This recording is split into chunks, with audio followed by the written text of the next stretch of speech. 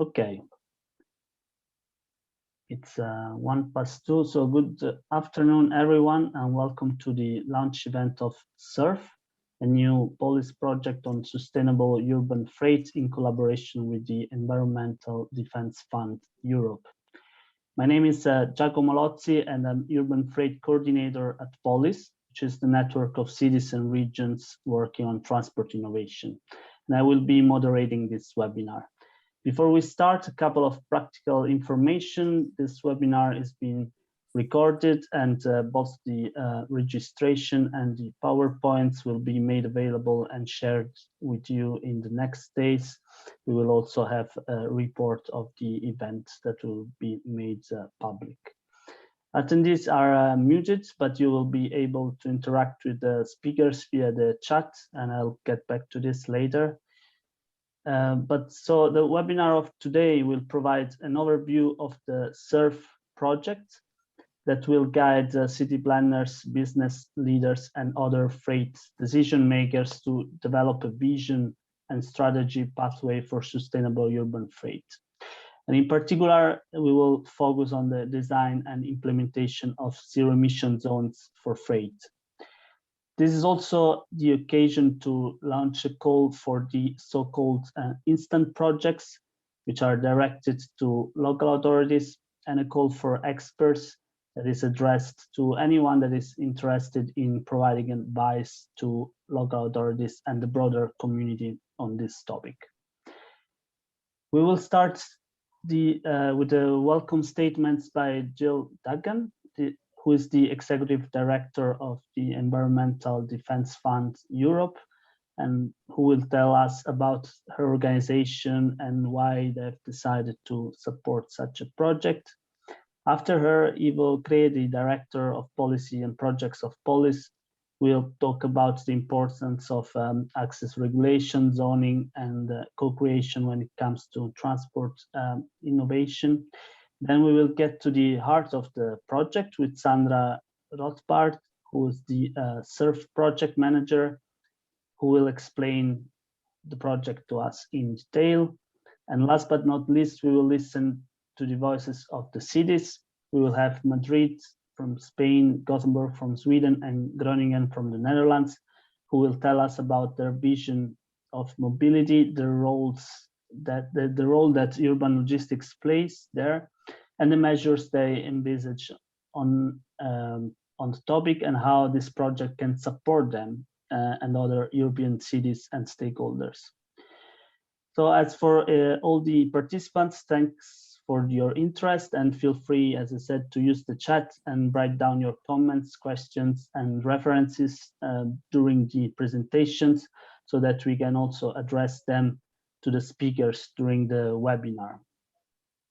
So without any further delay, I would like to give the floor to Jill. Jill, please, the floor is yours. Thank you very much, Giacomo. I'm delighted to be part of this project and delighted to be here at the launch today. I'm the Executive Director for Environmental Defense Fund in Europe. Environmental Defense Fund is an environmental NGO that's been active in the United States for over 50 years. In China, I think for about 20 years, and we've actually had offices in Europe for the last 5 years, but we're really stepping up our operations in Europe, not to crowd in where others are successfully working, but to work alongside and with organizations in Europe to make a real difference. And one of the reasons that we're very excited about this project, the SURF project, is that it builds on the work that POLIS has done. It provides an opportunity for us to work with and engage with cities across Europe, and I'm really looking forward to hearing from the 3 cities later on, in a really constructive way. And I think our network internationally gives us an opportunity to help build relationships with European partners and beyond. So we're working at the moment in Mexico, as I said, in the United States. We've just finished, it'll come to the end of a project in London. We're working in China.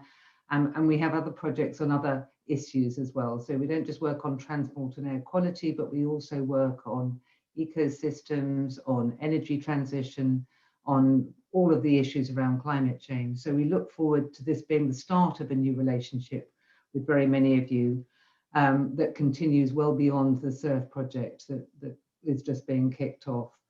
We're particularly excited about the instant projects and the opportunity, although the amounts of money are small, but I think if it's an opportunity to move things along and use the expertise within the project to move things along in particular cities, particularly thinking about the range of others who will be able to learn from these projects, I think that is very exciting.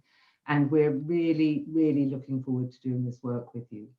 So without further ado, I will hand over to Ivo Freigh from POLIS. Thank you. Yes, thank you, Jill, for the kind words and the good kickoff of the project. We also thank you for putting trust in us as a network to bring this effort to a good end. We are now a network of 90 cities and regions. And what is interesting about SURF is that it also unites different communities we work with. You have the urban freight community, or also a working group we have. We have a clean vehicles activity in POLIS as well. And we also have worked for decades on urban vehicle access regulations, and the zero emission zone concept brings that together. The project is arriving with the right purpose, we think. Yeah? So the push for zero emission urban freight is necessary. With COVID, we have seen a rising number of delivery trips, but also service trips are on the rise. The project also comes at the right time. With COVID, we also see that cities are making plans to recover from it. And that coincides with the understanding of the climate urgency and emergency. So we think that the integrated concept of access management, clean vehicles, freight logistics, such an integrated concept as zero emission zones can create enormous co-benefits, which we want to show in this project. We are also convinced that the project has the right approach.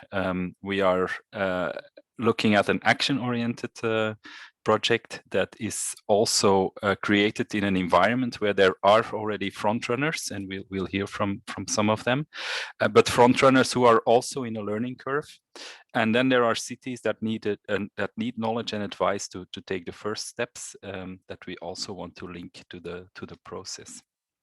I would like to show one image to you to show that not only the time is right and the purpose is right and the method is right, but we also have the science backing us up.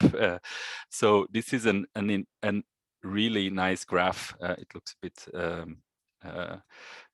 PowerPointy maybe, but it's the results of a long project, which was a Horizon 2020 project, who studied based on data the phases that cities have gone through in managing traffic.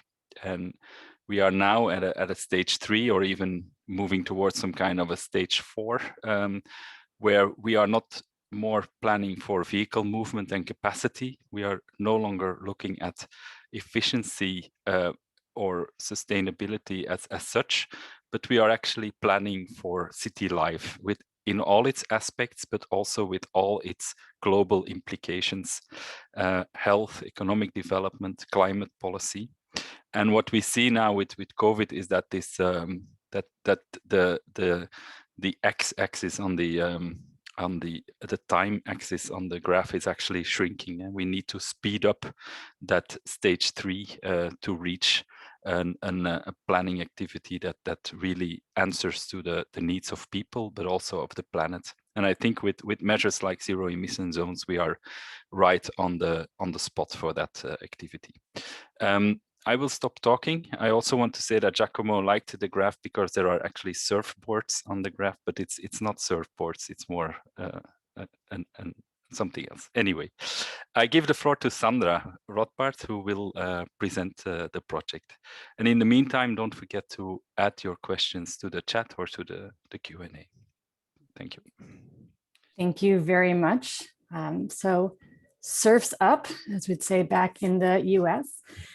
Welcome, everybody. My name is Sandra Rothbard. I'm an urban planner from Freight Matters, and I will be supporting this project for POLIS and Environmental Defense Fund Europe as the project manager. Okay, so here we go. Next slide. So here's a quick rundown of the presentation I'll be sharing with you.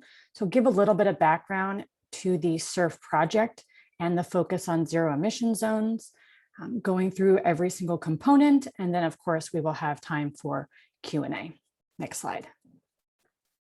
So what is a zero emission zone? Many of you already know what this is and are already well on your way to actually developing them. In 2020, we had 35 cities actually sign on that they will implement a major zero emission zone by the year 2030. Several already aiming for 2025. So in order to get there, there's a lot of work to be done, and this project is a way to sort of get the process started. So the goal for a zero emission zone, obviously, make sure that the only vehicles that are entering a city center, a very specific area, are zero emissions. Obviously, that comes with great benefits for the environment and for quality of life. And it's not just about the vehicles, but this is also about real estate and consolidation hubs and the other elements of a city and city planning that are needed to really support the movement from diesel to electric.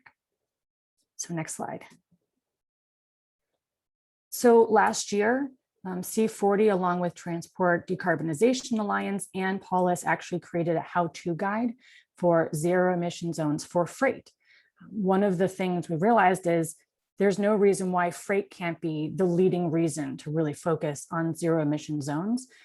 City logistics are critical, so it's very important that when thinking about zero emission zones, that freight is a key part of it.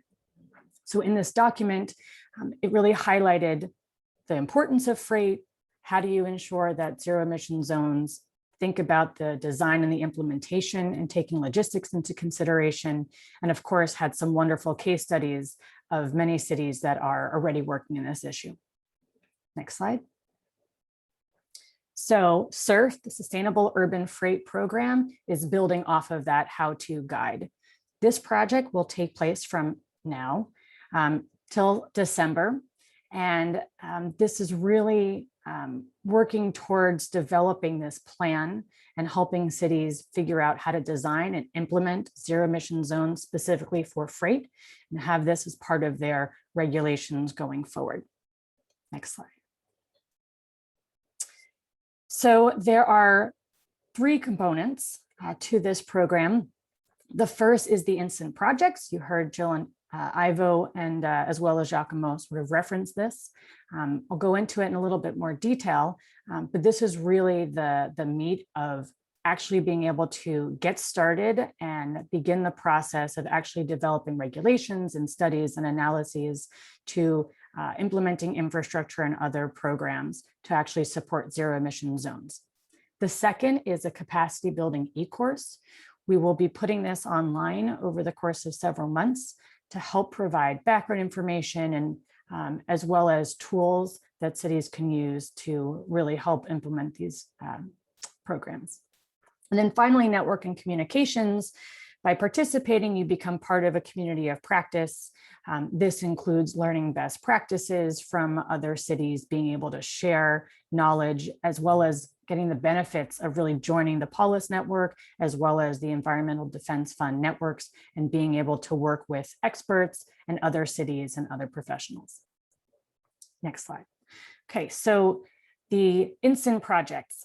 We're now putting out a call, and we are looking for authorities, both local, city government, regional government, and other authorities to apply. This is going to be just from June to October, so it's a short period of time, but we think it can make a big impact. Focus on zero emission zones and a project that will provide a benefit to this community. I'll go into a little more detail in a moment about what these projects could look like, but just wanted to highlight this is how we're going to narrow down the project, and we want to make sure we have a wide variety we're going to be looking for different types of cities and different sizes and different locations and different types of projects. And every project will come with a 10,000 euro in funding, as well as expert support. So we have experts from the field who have technical assistance, can provide technical assistance and have a background in relevant areas to zero emission zones. And in addition, support from our SURF project. Next slide. So these are just some very few examples. There are so many more, and we want you to be creative and innovative in your application. But some of the projects you can do between June and October include things like stakeholder mapping and segmentation.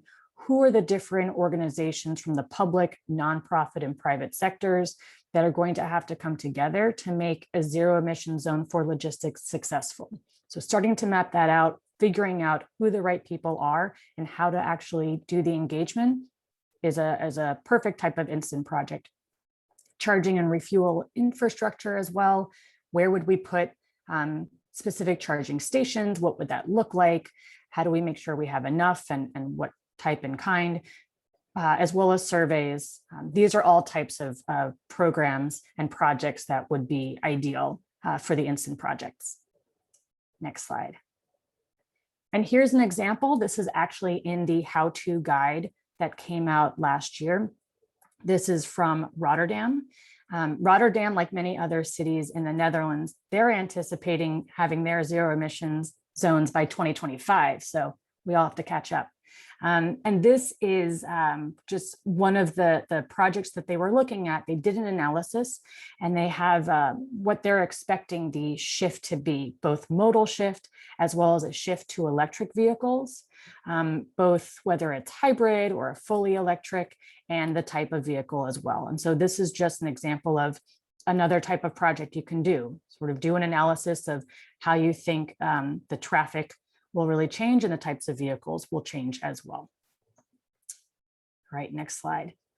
So project applications are due on the 14th of May, 1 minute before midnight. And more information can be found in this link. We will also put this in the chat box so it's easy for you to copy and find. This is on the POLIS network website.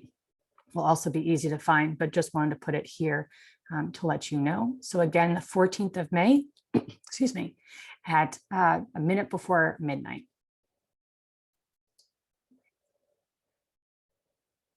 Great. And so I also mentioned there will be some expert support. So the experts have technical skills and training, and they can help with all types of things, including survey design, how to do analyses, actually doing training for the project members, as well as all types of assistance and really advisory roles.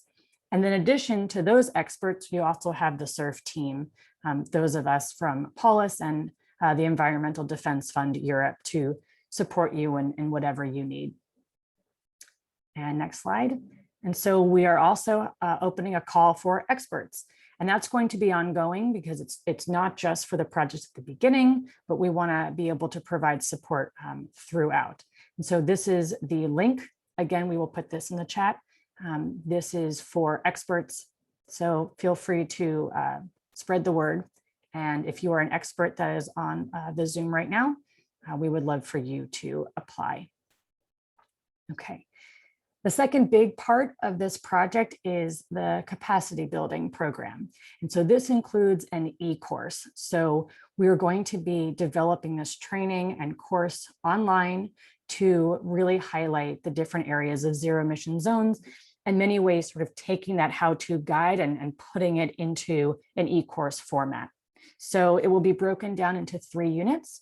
The first is putting zero emission zones for freight into context. What's the background of these? What's some work that has been done in the past, and understanding why it's important.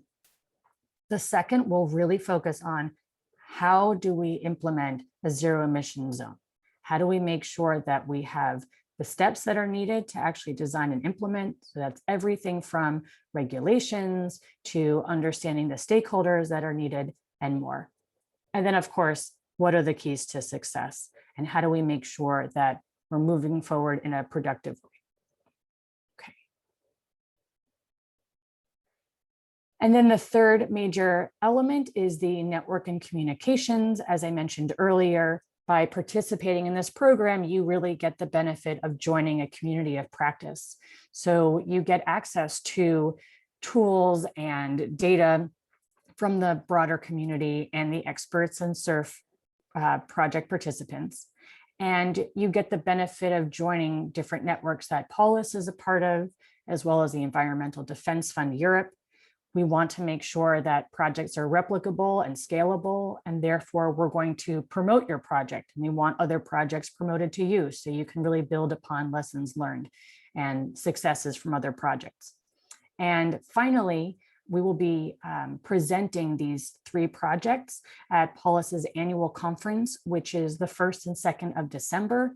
As of right now, it's going to be in Gothenburg. We hope that there will be the opportunity to actually meet in person, but stay tuned. Okay, and then finally, this is the overall timeline. So today is the launch. The project applications due May 14th, ongoing applications for experts between now and October being due. Those instant projects are actually going to be taking place June through October. So after the applications come in, we will be making a decision in May so that we can really kick off those projects in June. And then ongoing, starting in May, we are going to have the e-course online. So there will be some live interactive elements, and then hope to have it online for the future reference. So just going past May. And then, of course, the POLIS conference in December. Okay, so just want to thank you for your attention. Put my email is there, as well as Giacomo. Just a reminder for the deadline for those applications, and we're going to open the floor to questions specifically about the instant projects. Do we have any?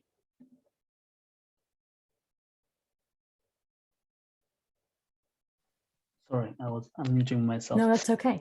Yeah, we have a question, but we have replied in the chat, but just to say to everyone that indeed up to 3 cities or regions or public companies can be selected for these instant projects. So that's correct. But as Sandra mentioned before, there will be also extra funding that we will provide through the calls for experts to identify experts that can support those selected projects. I see there's another question on what type of participants are you expecting for the instant projects? So if I understand correctly, you mean of applicants. In this case, we talk about, as we said, local authorities, so cities, but also mobility agencies, for example, public transport operators or authorities. So whoever is a company from as an expression of the public sector.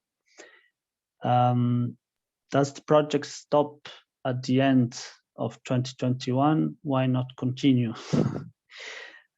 So this project, and this is, I think, going back to a previous question that was how is this project funded? So it's funded by the Environmental Defense Fund. And so this was a project that was conceived as to be indeed a short-term project because we wanted to have a short-term but tangible action. So the budget is not the same as, for example, a 3 years long European project, but we want really to take action on the short term. So it will end in 2021, then we'll see what will happen. Maybe we will find another way to continue. Can private companies join application? The logistics companies, retail sector, business association. I think what in the application of the for the instant projects, the applicants can identify also other stakeholders at the local level that can be involved. So this can be part of the overall application, but the let's say the eligible body for receiving funding is a public authority.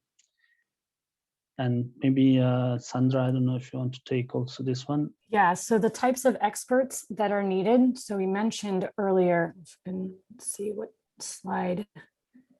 We go to slide 11, Giacomo. So we are looking for people who have a background in city logistics, who have some technical experience, whether it's data analysis or surveying, stakeholder engagement, people who have background, not just city logistics, but also in clean freight.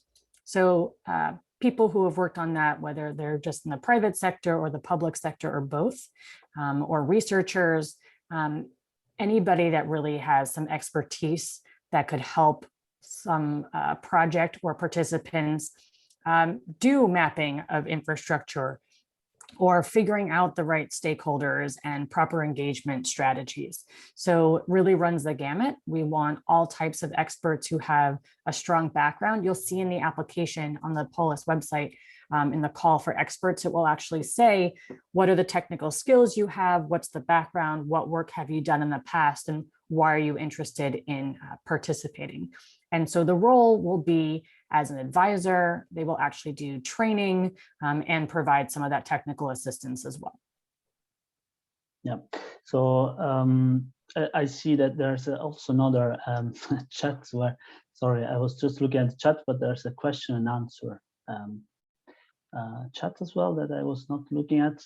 So if there, another question is there a SURF detailed online application form on the POLIS website? And you see that our colleague Felicia just posted it, as well as the one for with call for experts. You find all the information in general on the project on polisnetwork.eu/surf. What are the opportunities for private sustainable freight companies to contribute to this initiative? It's another question. So, and Sandra, you of course can intervene. I'll start. Well, I was going to start to say, if everyone can just, for future comments, just put them all in the chat. You know, Zoom is very confusing, so we'll just look in one place. So if folks want to put their questions in the chat versus the Q&A, but continue, Giacomo. Yeah, so no, I think indeed you can be, so if you fill up the call for experts, that in general we are searching for experts that would be paid also to support these activities. In case then you want just to express your interest of being part of the community, that is also possible, because you already have, I mean, it doesn't fit with your job to be paid for that, but you want to express your interest in participating in the work, that's also possible. And in the application, you have all the possibilities to define this way.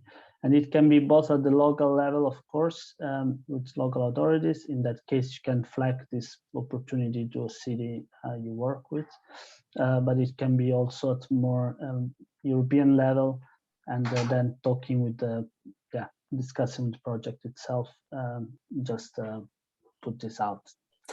Private people who have worked in the private sector or currently do can also sign up to be experts.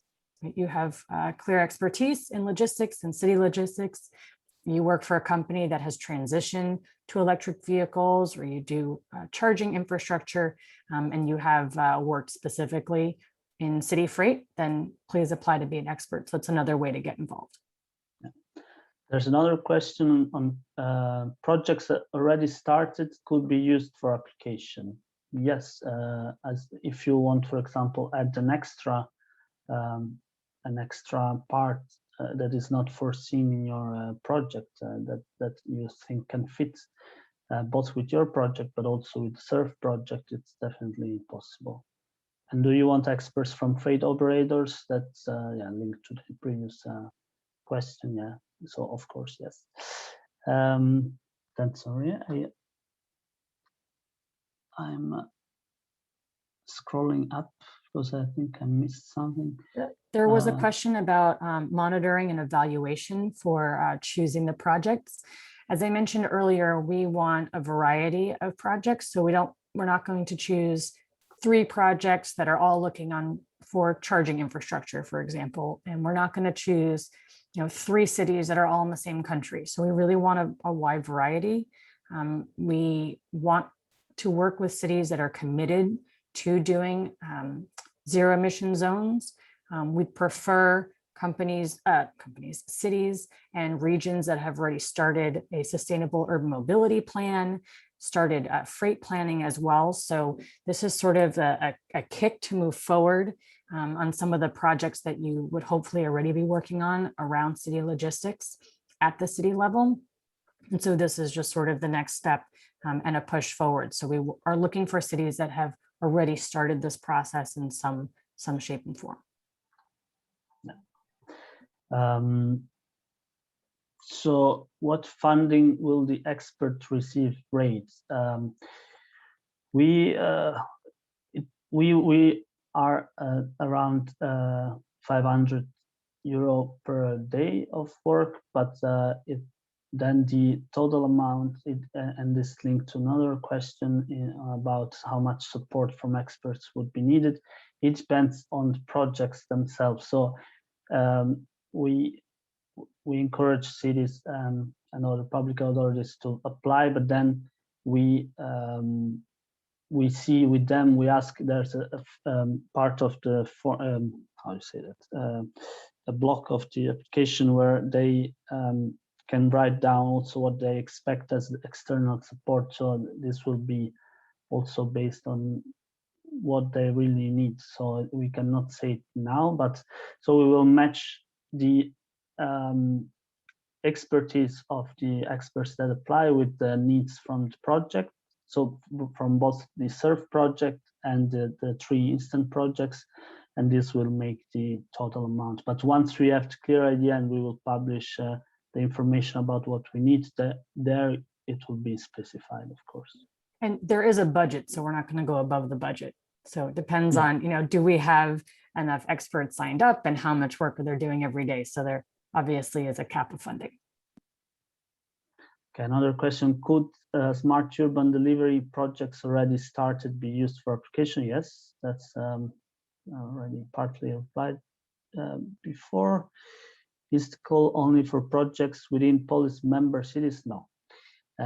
You see today there will be a presentation from 3 POLIS members, but it's because they work hard on freight. We asked them kindly to present what they're doing, just to showcase a bit what cities are doing in this field. But there will be no preclusion for other cities that are not POLIS members. And the one presenting today indeed are not linked. It's not 3 projects, 3 cities. There's no link for that, and it's just to specify this. Can the applicant city name request a specific expert from the pool? So the pool is not public, but they can ask what type of expertise is foreseen. You can also, of course, if you agree with the city, and they can mention the name of the expert, and of course that can be easier. But everybody can apply. And if you know of an expert that you would like to be involved, encourage them to apply. Yeah. What type of expenses should be covered with the 10,000 euro, local NGO staff costs, cargo bags? Do you have maybe examples? I mean, the good part of it, that's that we don't have a limit in terms of eligibility, but you have to consider it's 10,000 euro, and it has to make sense as an extra chunk of activity towards zero-emission zones application, and it has to be meaningful also for the community. So it's something that gives lessons learned that can be then showcased to the others. So then, I don't know, Sandra, if you want to say something more, but. So more information, this is obviously this presentation is more of an overview and a high level look at the project, but more information is on the website through the link that was provided in the chat. So there's more details also on exactly the type of project we're looking for and examples. But yeah, we want you to be creative and innovative in terms of the type of project and the money. Would it be interesting, I think this, and maybe if there's another one, but then I would move forward. Would it be interesting to have two cities from different countries in the same project to assess scalability of results?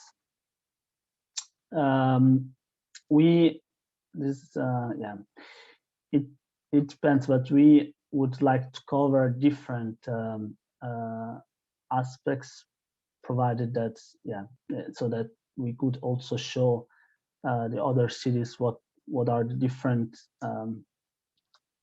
actions that can be taken.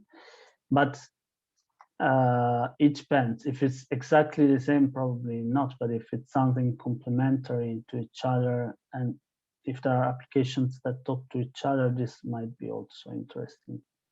Yeah, I think that this is a fair question. I think it would be great to see something like this, but I don't think that's not what we're looking for this particular project. We're trying to help many cities sort of get going in different areas so that other cities can have lessons learned and see three very different types of projects so that they can maybe mimic those and replicate those projects going forward. But that's not to say there could be some project by some organization in the future that does exactly this. One project and seen over multiple cities, maybe of different sizes or different countries, to see what the differences are and what works and what doesn't. Yeah. And also the other way around, if there's already an initiative from a project you work with from another city that you want to try to replicate, but adding something innovative, that's also possible. So in that case, you can assess indeed scalability from another project. Okay, thanks for all these questions. We will also try to take them and integrate it with other questions and set up a sort of Q&A section on the website. And Giacomo, can you just go down to the last slide so folks can see our emails? So if you want to take a look, I'll also put my email in the chat as well. So just a quick look. If you have any questions, feel free to email them to me. Okay. Thank you. And now, without any further delay, I would give the floor to Lola Ortiz Sanchez from the city of Madrid. She's the director of the transport department of the city, and also she's the urban freight working group chair at POLIS. So Lola, the floor is yours. Thank you. Thank you very much. I'm going to share my presentation. Yeah. Okay, yes, thank you.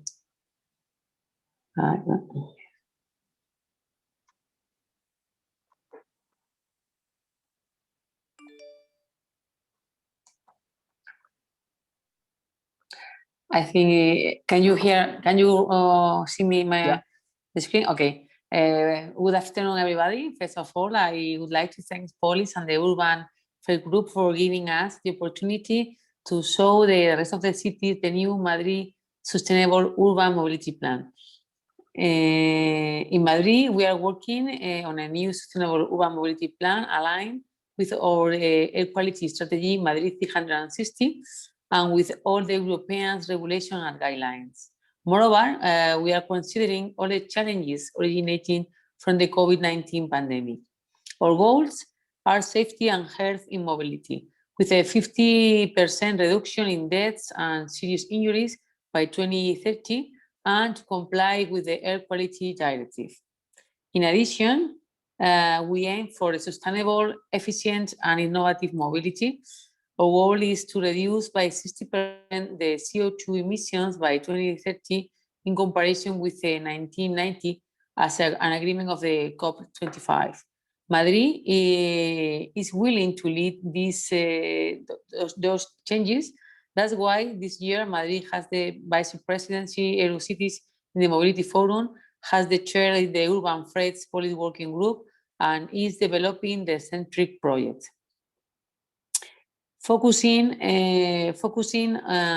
on the measures in relation with urban freights, we would like to highlight the next measures that we have included in our plan. First, one of the measures is promoting the change of technology of urban goods distribution vehicles that includes measures in relation with economic incentives and access limitation depending on the technology.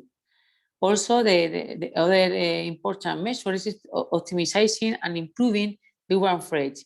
In this measure, we can point out the promotion of the installation of the distribution lockers, review the regulation of night urban freights, and create a system for the management and control of public parking space reserved for loading and unloading in Madrid city. It's a kind of a smart urban freight.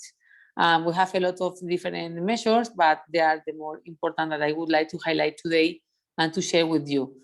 And also I would like to thank you, Sandra and Giacomo, for the previous presentation in relation with SHARP project. And I think that we are going to apply to be one of the cities to participate in the project. Thank you very much. Thank you, Laura. That's very interesting to see how Madrid is moving forward. And now I would move to Alexandra Bakos, who's project manager for freight at the city of Gothenburg, which is also the president of POLIS, and it will be also the venue of the conference where the final results of the project will be presented. So Alexandra, the floor is yours. Thank you very much. Let me just share my presentation. All right, well, thank you very much. As Giacomo said, my name is Alexandra Bakos, and I work as a project manager at the Urban Transport Administration for the city of Gothenburg. And my focus area is freight and transport in the city, both road network and urban waterways. So let me tell you a little bit about the vision of the city of Gothenburg. We have a vision that says a sustainable city open to the world. This means that focus is on sustainable development for both people and the environment, of course, with regards to increasing congestion, traffic safety, climate changes, and densification of the city, etc. There are a lot of aspects here. And then also when it comes to transport and freight, more specifically, let me give you some examples of what we have done and what kind of project we've participated in to contribute to our vision. First of all, we have the electric mobility. Here is an example in the picture. You can see the results from a cooperation between, amongst others, Volvo and Closer. It's an electric garbage truck and an electric distribution truck. And here in this picture, you can see transports using waterways. In Gothenburg, we have a lot of space available that's not used yet, the water. And here you can see it's a pilot project with a barge used for collection of recyclables. And also it was a pilot project, but from this year, it is a permanent addition to the city's waste handling solution. We have some regulative measures. We've had regulations in place regarding heavy trucks in the city center since 2017, where heavy trucks are only allowed between 9 and 10 in the morning. And this is a measure to create space for pedestrians and cyclists, and at the same time, of course, boost new innovative transport solutions for goods. And I can also mention that the thought was to implement this regulation for smaller electric trucks during 2020, but due to COVID, it's been postponed. Then we have consolidation of goods. the possibility to consolidate goods and distribute with environmental friendly vehicles is getting more and more attention, actually.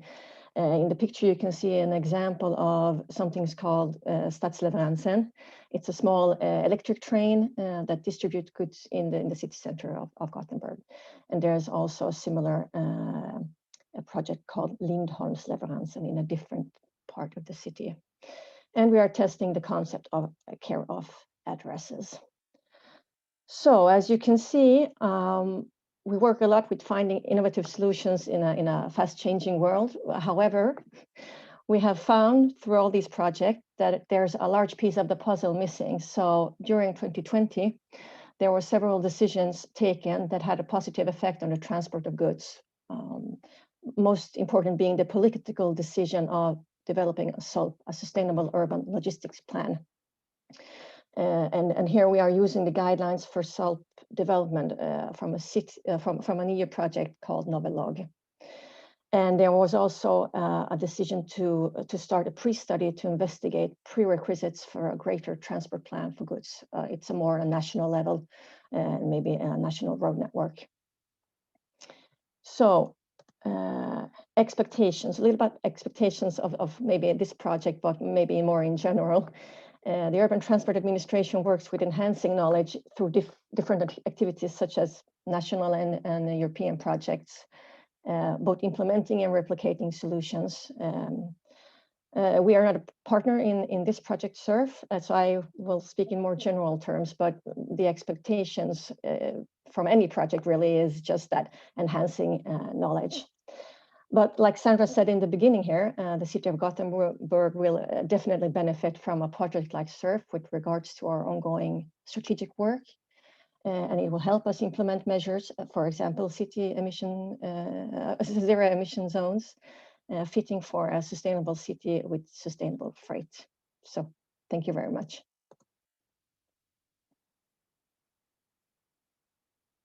Thank you, Alexandra. Very interesting as usual what Gothenburg is doing for freight. And I would give the word to the last but not least speaker, Sjouke van der Vloed.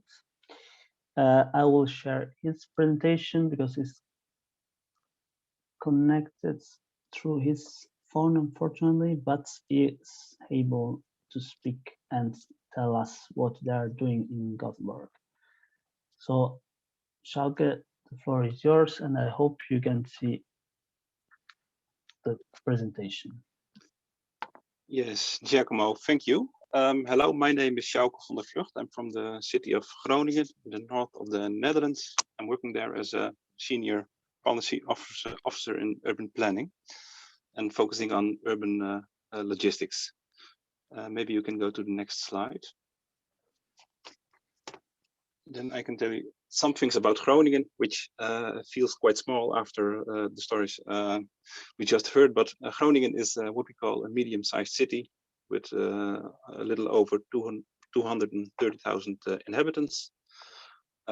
It's a young city with a lot of students, a quarter of the population somewhere, and a lot of startups. And I think it's a very a nice city to work in within this field, because we have a very progressive city board with the motto of a green city, happy city, and a healthy city. And that's really helping us getting our plans forward. And maybe, you know, the thing of Groningen being the cycling city, and we're really working now hard on to getting a cargo bike capital. So I'll show you something about our plans. Next slide, please. The plans when focusing on logistics. This started in 2014 with signing the Dutch National Green Deal Zero-Emission Logistics. And then in 2017, we really started focusing on stakeholder engagement by creating a focus group with representatives of all stakeholder groups. And with this group, we signed a local covenant in which we put different actions and ambitions of all the different stakeholder groups. and the local government part of this covenant we now put in our own logistics plan, which was signed by our city council last month. So that was a big milestone. And within this plan, there are some measures. The first one is starting next year, 22.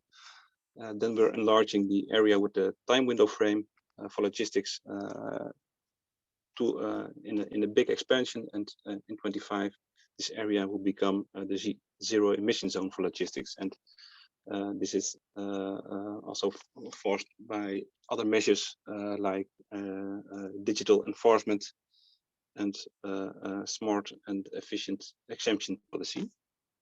So next slide, please. So a really important base ground for such plans and such measures are the stakeholder engagement, we believe. Because when you have good contact with all the stakeholders in your city, you can start working groups, you can find the front runners, you can focus with them on a specific team.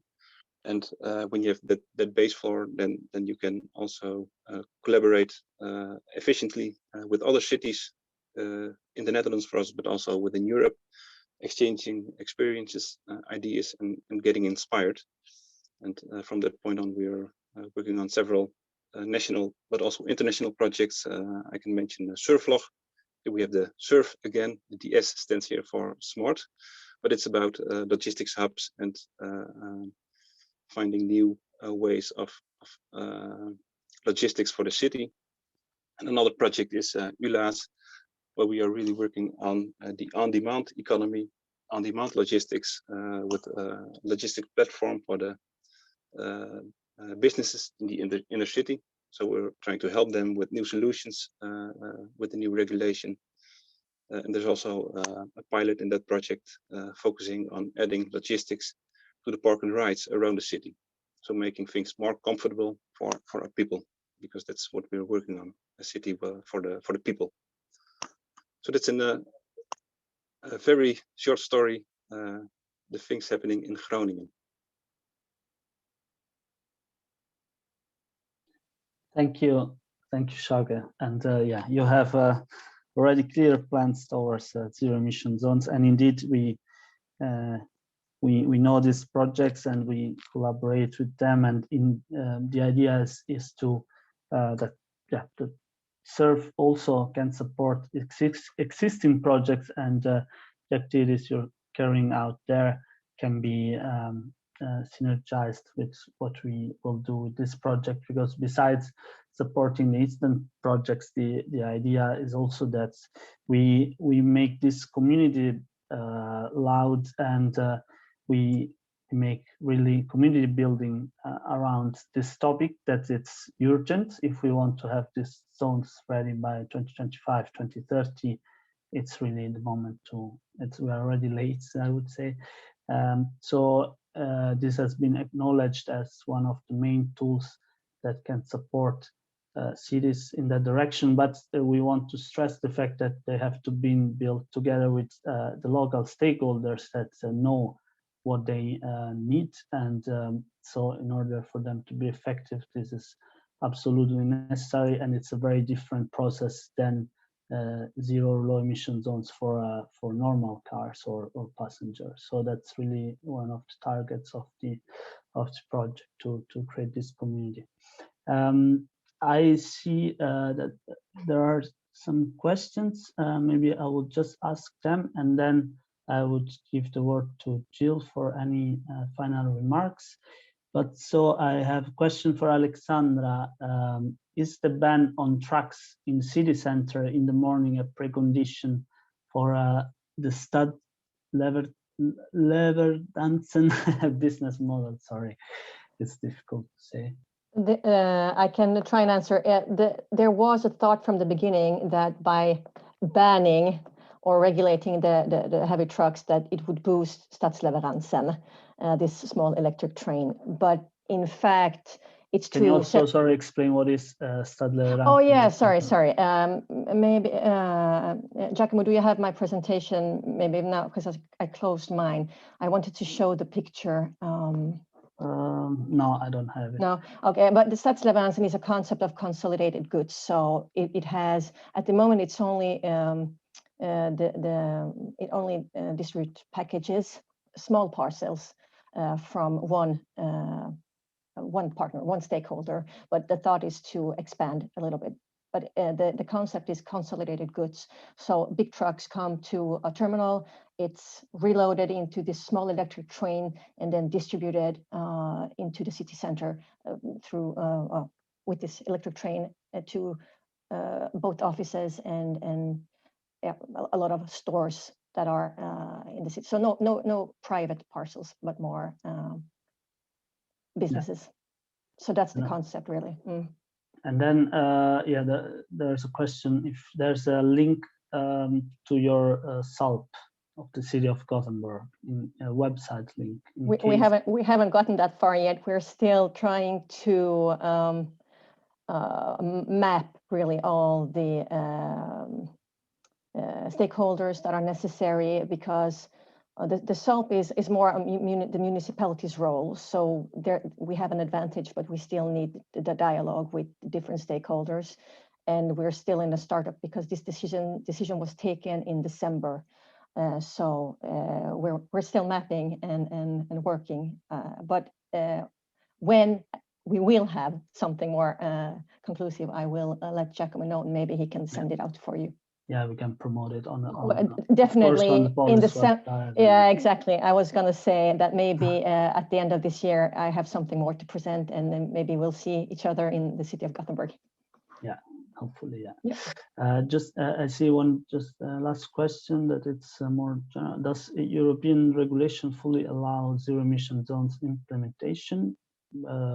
Yeah, it's more, I don't know if I fully understand the question, but it's more, indeed, it's competence of the local or sometimes the national level, but the European Union pushes in the white paper that now it's replaced by the sustainable and smart mobility strategy. But there was a specific target for CO2-free city logistics by 2030 in major urban centers. So that was pushed by the Commission in that direction.